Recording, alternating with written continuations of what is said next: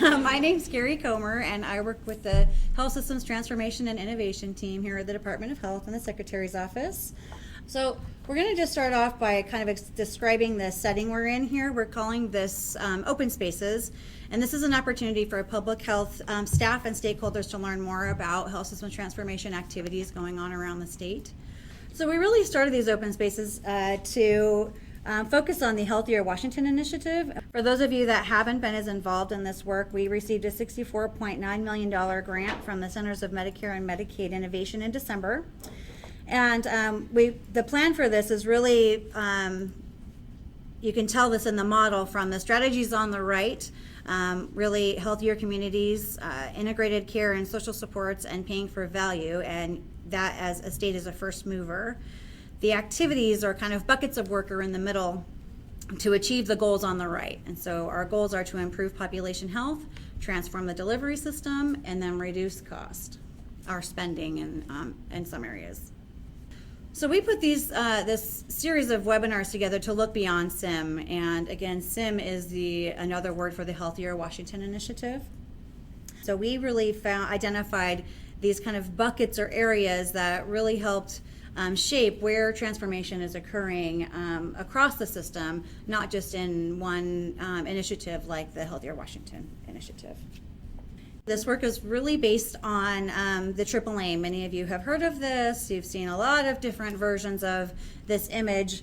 And the AAA is the focus and the framework of the ACA and the National Prevention Strategy. And so we'll be using this model to drive this work across the system and across our state moving forward.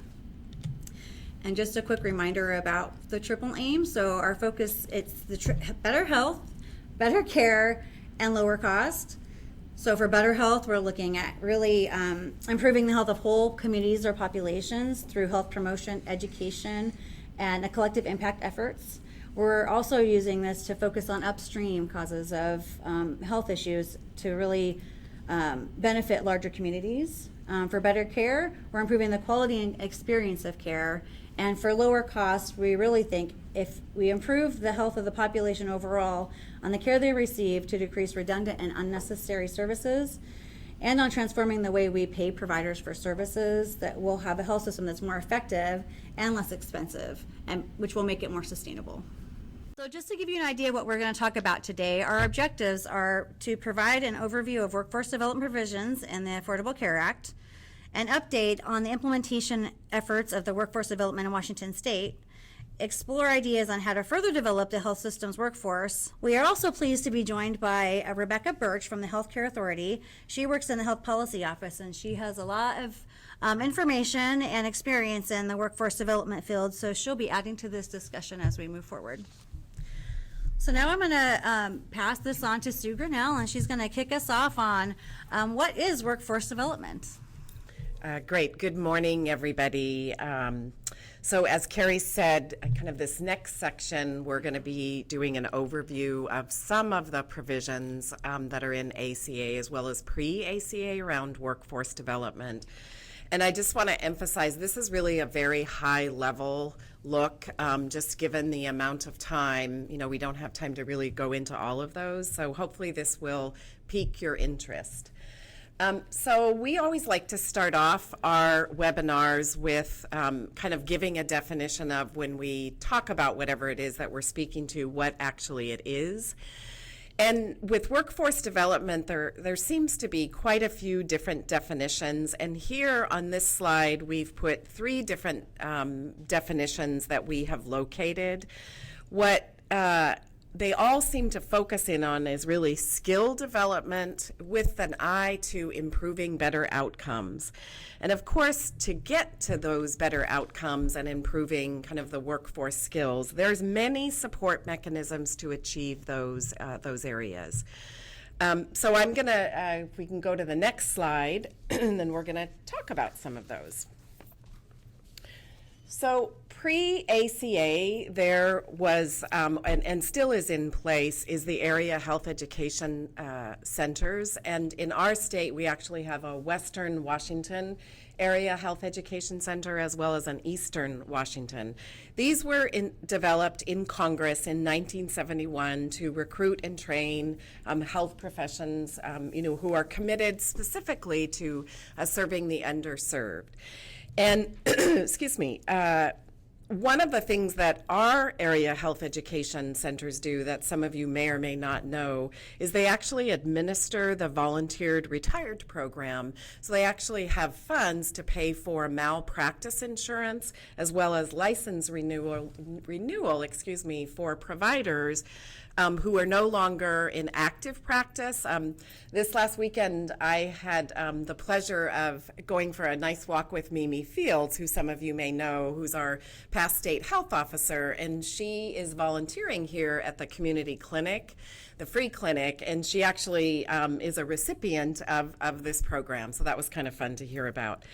Another Pre-ACA is the National Health Service Corps, and there's many different loan repayment programs to, pay for student loans or repayment, particularly for licensed primary care, dental, mental, and behavioral health providers. Another loan repayment that actually has not been funded since 2010 and is in consideration in this session is the State Health Professional Loan Repayment and Scholarship Program. So hopefully that's something that will be able to be funded. Another pre-ACA that's still in play is the Health Professional Shortage Area designation. The Department of Health actually administers that program, and some of you probably are very familiar with that.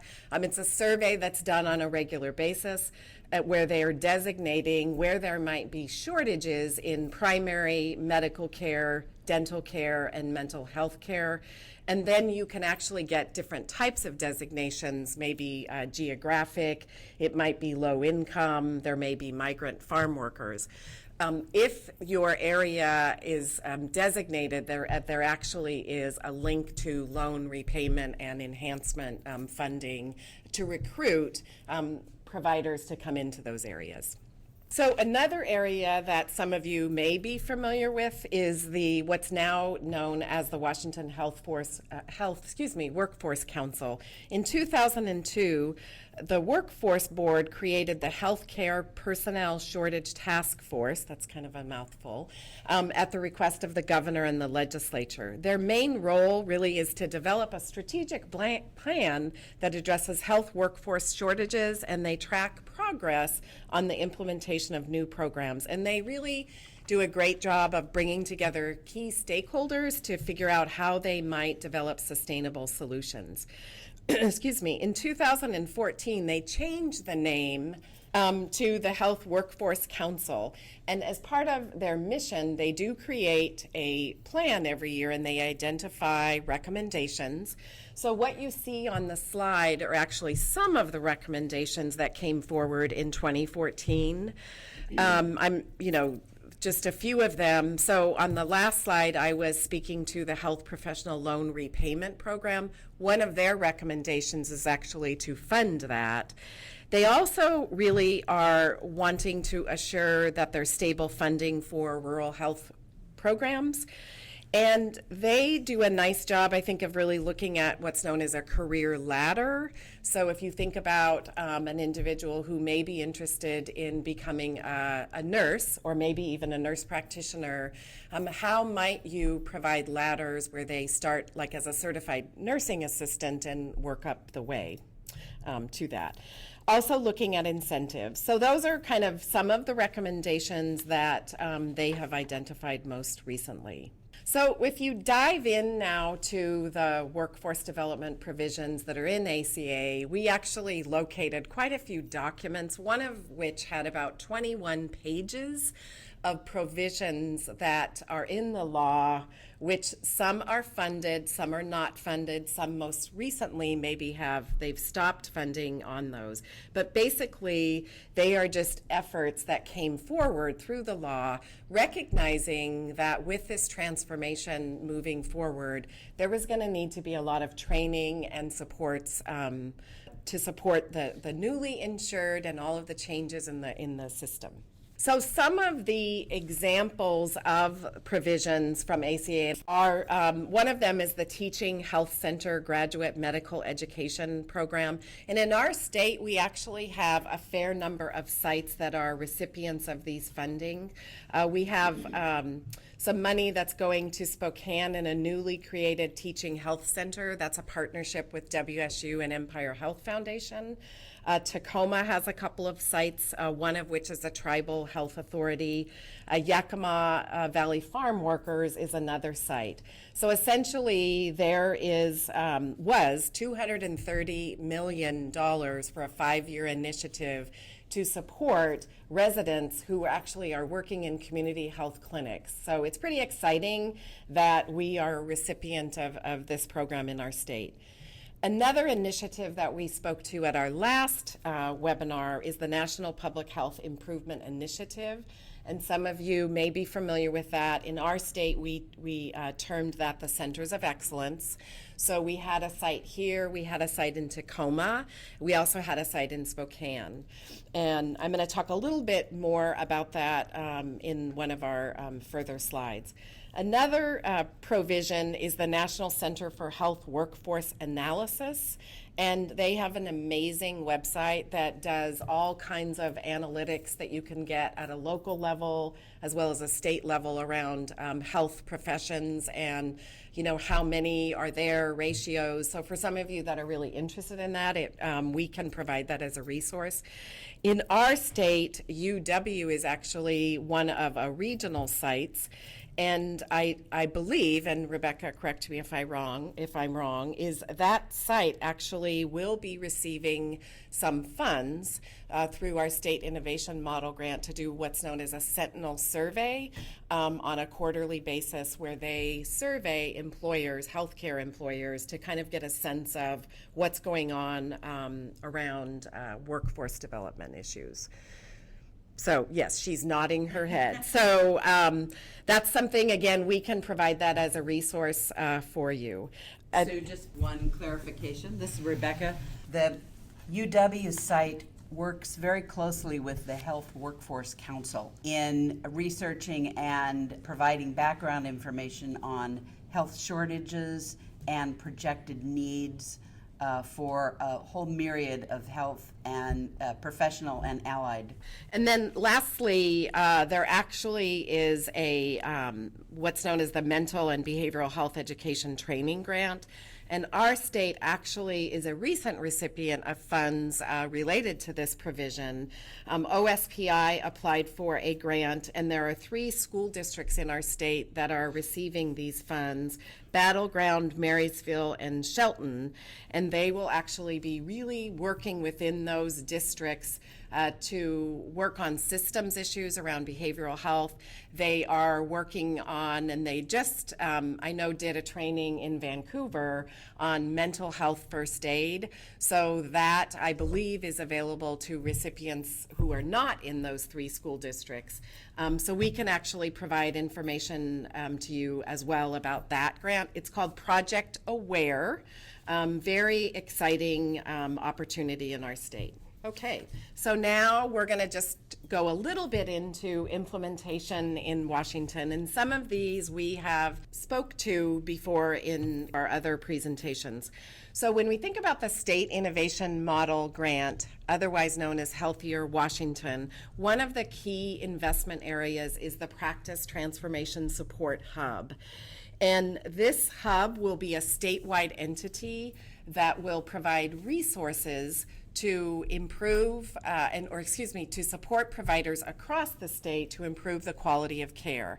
Their 3 priority areas that were listed in the grant are physical and behavioral health integration, transitioning from fee-for-service to value, and also supporting providers in the improvement and really the systems development of community clinical linkages. So right now we're just underway of developing stakeholder process plans. So between now and sometime probably in August and September, there's going to be a pretty robust stakeholdering process with asking for key feedback areas, you know, in terms of what types of training are going to be most useful, what kind of tools, what kind of subject matter expertise, kind of those pieces. Another area that's under the State Innovation Model Grant is really looking further at community health workers. And that's something that Rebecca is taking lead on, and really just trying to figure out where do we move forward with that particular investment area. So this next slide really again speaks to the NIFI, or the National Public Health grant that we received. And one of their focus areas was really to help public health receive accreditation. So in our state, there's actually 3 accredited sites.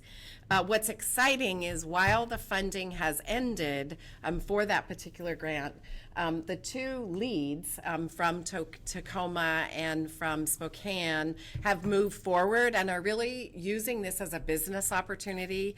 I'm very excited for them because they're being quite entrepreneurial. They have a YouTube channel and they are posting a lot of their trainings. We actually are working with them to see if we can't get some of our trainings that we've been doing posted on their YouTube channel. And they actually are also working in other states to do some of this work to improve quality. So it's pretty exciting. And we will make that YouTube channel link available so you can watch those videos. A next kind of exciting and interesting piece that you may or may not know about is the Hospital Employees Education and Training Grants. And this is something that has quite a history that started probably, I think, in like 2007, where WISHA and SEIU partnered to secure $1.5 million from the state legislature, all with an eye to providing grants. And usually it's community colleges that are working on this. So if you look at kind of what's on this slide, these are the types of opportunities that the grants are looking to fund. So on the next slide, this actually, we just wanted to highlight one of the most recent grants through a partnership that actually started in Clark College, where they were piloting a patient health advocate program. I think the notion of those who are doing community health work has many different names out there, and some people may call it community health workers, promotores, there's family resource coordinators, patient navigators. And what happened out of this partnership is that, this work that happened with Clark College is a partnership with many of the community colleges came together to develop a instructional program that will prepare students for emerging careers. Whatcom College, Community College, was actually designated as the lead. They received $567,000, and they're working together to create a curriculum. And so lastly, I think some people may or may not realize that part of ACA, there's actually incentives or there's regulations that were passed last January around, health and wellness. So, just the idea of having a healthy and well workforce who is engaged may or may not be in kind of your scope as you think about workforce development, but I think we all do and think it's important. Some of you that are on our state employees, and there is a new program that has been launched through the Public Employees Benefit Program, Smart Health. They typically with these programs have a health assessment where you will answer a variety of different questions, and very interesting questions, a lot focused on behavioral health types of issues. And then really it's a portal to provide resources for you with incentives that are worked there. Some of you may, if you're from a local health department, may have work groups. This also might be an entrepreneurial opportunity for you to work with community businesses to offer employee wellness programs in your community or your region. So I think it's something that there's a lot of interest in, and I'd encourage you to think about that more. So with that, we are going to, or I am going to turn this over to Caitlin Safford. And this next part of our webinar is a little bit different than what we've done before. And we really wanted to provide some probing questions to you to think about what do we need to be doing to push ourselves as well as the system moving forward. Great. Thank you, Sue. The first one we're going to talk about is integrating health equity into our work. As public health, this is something that we've discussed quite a bit, and this is something that's come up several times probably in the last decade or so, and we've been trying to figure out how we better integrate health equity into the work that we all do, and make it very easy for us to think about equity as we start planning our programs and implementing them. We want to get everyone on the same playing field, so we have a definition for you. This is from the 2008 CDC Social Determinants of Health Workbook. When everyone has the opportunity to attain their full health potential and no one is at a disadvantage from achieving this potential because of their social position or other socially determined circumstances, that's when we know that we have achieved health equity. A good example of this actually just came out. The example that we wanted to provide for you is that CMS just proposed this week a rule for mental health parity in Medicaid and the Children's Health Insurance Program. This is a really big step. Many states have passed mental health parity rules for private insurance over the last couple of decades, but this one is actually in public funded insurance, which is a good step forward and a recognition that health equity is very important and that the cost of or that the access to both services, both physical services and behavioral health services, is equally important for a whole health of a person. What we really wanted to ask is how well does public health integrate and promote health equity principles in our current work? We really need to be thinking about this all the time whenever we're trying to implement a new program or when we're thinking about potential policies. I know that the Department of Health this year was able to add, in doing their bill analyses for legislative session, was adding how this affects how each piece of legislation could affect health equity. This is a really good step forward for us so that when we think about these bills that could potentially become laws and direct our work, that we already know that it will have an impact on health equity, or we will know where we need to fill the gap so that it does have an impact on health equity. We also want to look at how we can improve our integration and promotion strategies and really trying to examine that with the opportunities we have for transforming our health system. Do we place a large emphasis on health equity as we move forward, and how do we do that as public health? Are we the best experts for it, and can we push that out into the communities? These are some of the questions that we've been working on over in our HSTI team, and that's why we're pushing it out to all of you. Because the other side of it is, how well does the rest of the health system, like health insurance companies or health hospital systems, actually integrate and promote health equity? Do they really understand what that means to the point that they can do it effectively, like we've been able to do effectively in some of our programs? And again, is it our role to help them in that process? So the next one we're going to talk about is community clinical linkages. And we really wanted to start this off by a quote here from Anand Parekh, who is the Deputy Assistant Secretary for Health, Science, and Medicine at the Department of Health and Human Services in the federal government. Why are clinical community linkages important? Most patients only see their doctor once every few months. If education on healthy behaviors is not reinforced or social service needs are not supported between clinic visits, it's very difficult to change the underlying risk factors. We purposely put this slide after health equity because these are very linked. Both of them are trying to make sure that the social determinants of health are actually examined and acted upon so that we can change and actually improve the health of a whole person. So we have a definition from ASTO, and this definition says, clinical community linkages create sustainable, effective linkages between healthcare and public health to improve patients' access to care and services. This has often been seen as a key element of public health's work, and we are recognized as doing this in the private system as well. People recognize that this is a lot of what we do, is connecting patients between the different services they need Often we've done this for the safety net population, so those who are uninsured or underinsured. And that safety net population we're hoping dwindles down to as they transition on to Medicaid. But we are also seeing a different population spring up, and those that are underinsured or cannot necessarily afford the premium they have to have, so they have to go uninsured. We have two examples to give you for this one. One of them has come up recently. It's very fascinating.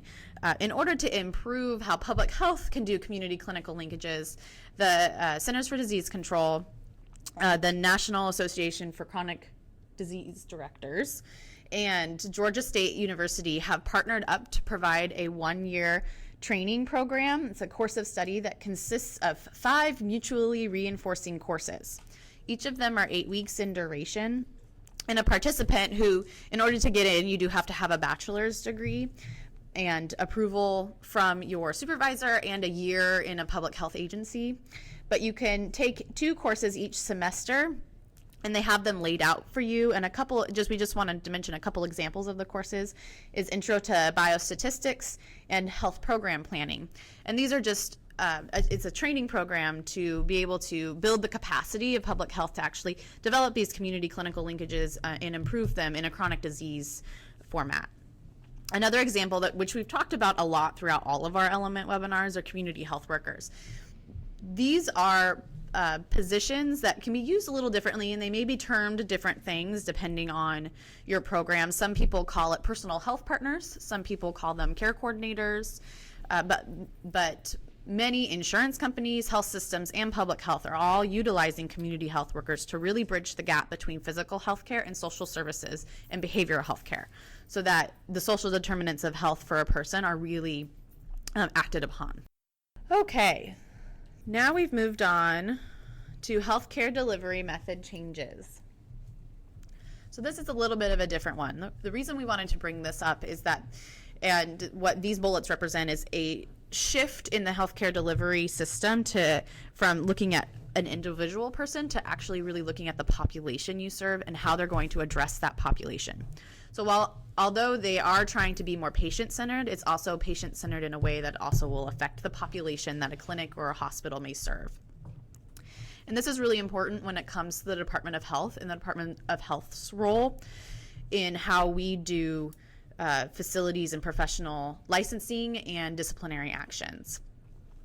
So one of the things we wanted to bring up today was that with this transition to team-based care and having a whole team of providers actually working for one patient in a variety of capacities, what does remediation for that person look like when the Department of Health receives a complaint about a provider?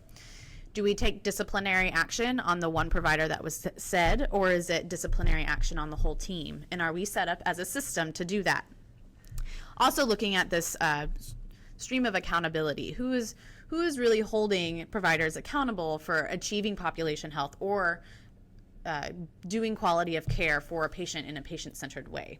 How are we looking at accountability and quality in our system? This also is the case for the accountable care organizations that we've mentioned several times in the hospital mergers that are going on.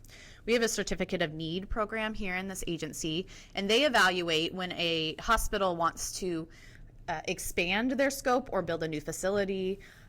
They look at whether or not that community that the hospital wants to build in or add services in actually the market can take those types of services. So they act in a regulatory way. And there's a sort of a sense of accountable care organizations are really being built to actually be able to monitor and regulate the market on their own. And so there's a lot of questions about the Certificate of Need program and what it can do.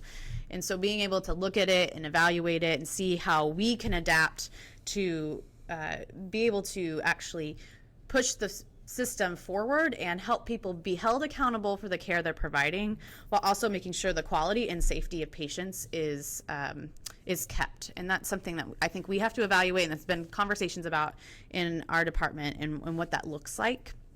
But we wanted to bring it up because it's a pretty important issue. Moving on to our next slide, which is data and technology. One of our elements was completely focused on this. And we did a lot of talking about how prepared we are as public health, and or at least what do we need to be aware of that's coming up. And so now we're really going to talk about what we need to do to be prepared. So one of the things we wanted to bring up is looking at our methods of collecting data. Are we keeping up with current trends for how data is collected, and is the data that we're collecting actually able to push our system towards the future? Another thing we need to look at, and this is going to be addressed in the Healthier Washington initiative, is alignment of data collection across several different agencies. And is there a shared platform that we need across agencies? And this is, I think, their dream is to have this data lake that we have talked about before, where data can be dumped into and then pulled out so that the public actually has a wide variety of data to choose from when looking at health outcomes and different healthcare quality measures and insurance access. Collecting the right type of data. This is what I was trying to get to earlier. So is the type of data and questions that we ask actually the data that is going to help drive a future health system? Or do we need to figure out how to ask questions that will actually get us into a place where we can improve health outcomes? Just being able to analyze the way that we collect data and the types of questions we ask right now, while we can, with a knowledge of where our system is going and the vision of our system, so that we can figure out if we need to change the way we ask questions or the type of data we're collecting. I think a good opportunity is that we got funding in the State Innovation Model grant to do the Behavioral Risk Factor Survey, BRFIS, which measures different behavioral risk factors of adult populations. And so looking at the types of questions that need to be asked there that can really help us inform about the health outcomes of a community in the state as a whole. We also need to be able to act on the data. How are we as a department and public health and local health able to act on the data? And then how are the accountable communities of health going to be able to use the data to make sure they're held accountable and that they're able to measure their performance in a way that actually supports the health of their community? Is there training that needs to be done around that for our agencies, for our local public health agencies, for accountable communities of health? And then whose role is it to help train those individuals on acting on data? It's also about reporting data. There's a very large emphasis on making data more transparent and accessible to the public in a way that they are able to read and understand. This is something that has particularly been shifting as our system shifts to a consumer-focused system where consumers have more power and to choose the different healthcare providers that they have, to choose the health insurance plans that work for them. How do we report our data out so that they are more empowered to make the right decisions for their health? So this next one, I know is a sensitive topic, so we're going to be going over this in a very sensitive way, and I think that it can be triggering for a lot of people in the way that we talk about it. It's something I know that among my friends, and I am a younger person, we talk about it in depth in the way that it's addressed, and I know that other people do that too in their own generational silos. So we really wanted to bring up in a way that gets us just thinking about it and talking about it a little bit more is the perceptions we have on different generations of people in our workforce. And how can we look at these perceptions and try to break them down to really work across the divide and work together to further our workforce. So what it's really about is making sure we unite and recognize that each of these sort of categories of things we have on the screen aren't necessarily actually applied to every generation. They're just perceptions that people have, but you can also have these in just different personalities from a way a person does something. So it's not necessarily generation specific. It may just be more personality specific. So being able to we wanted to bring these perceptions up so that we can start breaking them back down and working together as a whole workforce to advance our population health and public health movement. So some of the perceptions that have been categorized for older generations, which we are defining as pre-1981, are that they're more goal flexible, fluid strategy thinkers, they understand partnership building, and they really value investing years in one place. And younger generations, which is 1981 to now, are more goal linear, so they're very specific and focused on something. They are achievement and results oriented. They understand communication networking across several different platforms, and they value experience versus years at one place. So younger generations are hopping around to different agencies or different organizations, companies, more so than pre-1981 generations. What we really need to focus on is advancing successfully to look at the tenacity of our workforce and how can we retain the different people in our workforce regardless of their age or their background. And then building this sort of intuition and being able to work with everyone in an agency or in a public health department or anywhere to work with each other as generations. I don't think that oftentimes we kind of get placed in our own generations, just we sort of naturally gravitate there. So how can we build opportunities where all generations can work more together and learn from each other to push our work forward? So looking at building those opportunities is really important. And again, I know that this topic is very sensitive, but if we can at least approach it and have honest conversations about it, then maybe we'll actually be able to move forward and break down those perceptions. So the next one we're going to talk about is what a multidisciplinary public health staff really looks like. I think that this is something that we've all been sort of struggling with. How can we transition public health staff to really be prepared for the future health system? Because it's much different than what we have been traditionally working in. It's not to say that it's totally different, and actually a lot of the movement of the entire health system is more towards what public health has long been working in: population health, building community bridges and community clinical linkages. Those are things that we have done traditionally. So we may not be as much out of our element as some of the other health workforce, but we still need to be prepared to operate in the transforming health system. So one of the things which it showed that people appreciated and think that we needed is that training more public health and healthcare staff to be able to promote and expand community clinical linkages, and having this be something that all staff can participate in. And recognizing that all staff may have a responsibility in some way in expanding those community clinical linkages for the population they serve. We also need to think about the different knowledge, skills, and abilities that public health staff need to operate effectively in the new system.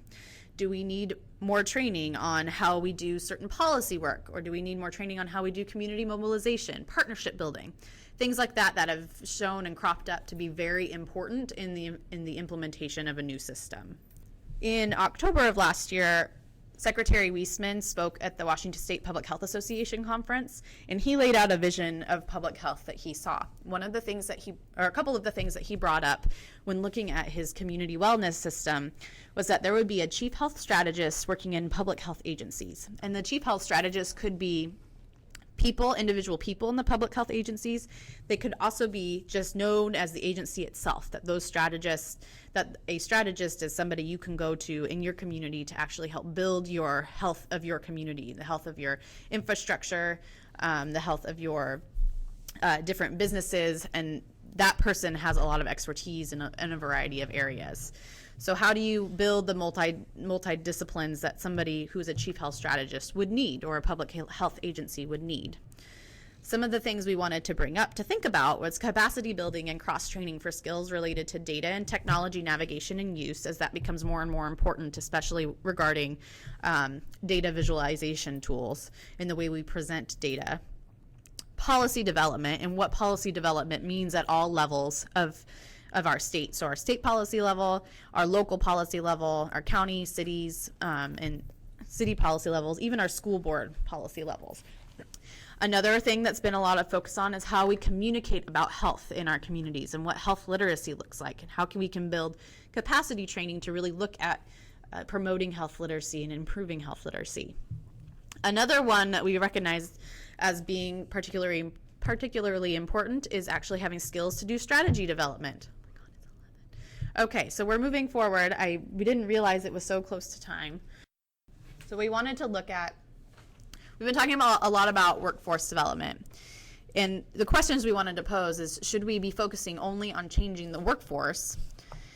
But we also need to look at how we can influence and shift the infrastructure that supports the system. So we need to change the rhetoric. That's what we're proposing in is that instead of workforce development, we start talking about it as infrastructure development. How can we change the public health infrastructure to support public health and the changes it needs to make for the future health system and the workforce that needs to work in that system? So when you're looking at infrastructure development, here are some of the components we have thought about. We need to have an infrastructure that is set up to integrate and promote equity. We need commitment to succession planning through a robust high school, undergraduate, and graduate internship program. So across all levels, so that we're building a workforce that comes into public health who is knowledgeable and wants to be here. We need to proactively monitor and act on policy initiatives affecting the public's health. We need to have the ability to improve health literacy and empower all individuals to be their own health advocates.